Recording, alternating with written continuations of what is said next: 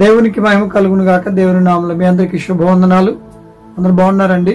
ఉదయకాల సమయం మిమ్మల్ని ఇలా పలకరించడం దేవుడు నాకు ఇచ్చిన భాగ్యమే ఉన్నది. అందుకు దేవుని స్తుతిస్తూ ఉన్నారు.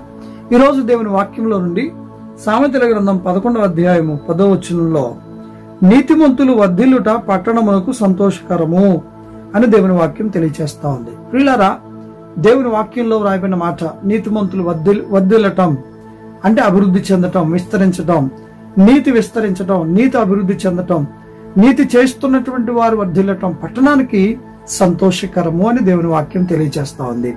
పట్టణానికే సంతోషం అయితే కుటుంబాలకు ఇంకెంత సంతోషం, వ్యక్తులకు ఇంకెంత సంతోషం. నీవు నీతిమంతులుగా ఉండి ఆ నీతిలో వర్ధిల్లుతూ ఉన్నప్పుడు నీ కుటుంబం కూడా సంతోషిస్తుంది, నీ పిల్లలు సంతోషిస్తారు, నీవు సంతోషిస్తావు. సంతోషకరమైన కుటుంబముగా ఉంటుంది. ఈ రోజున కుటుంబాల్లో సంతోషం కొదువైపోతుంది.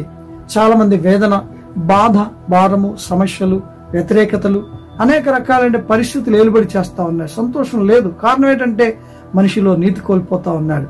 కనుక ప్రియులారా, నీతిని కలిగి ఉండి, యథార్థతని కలిగి ఉండి, భక్తిని కలిగి ఉండి సంతోషాన్ని పొందుకుందాం.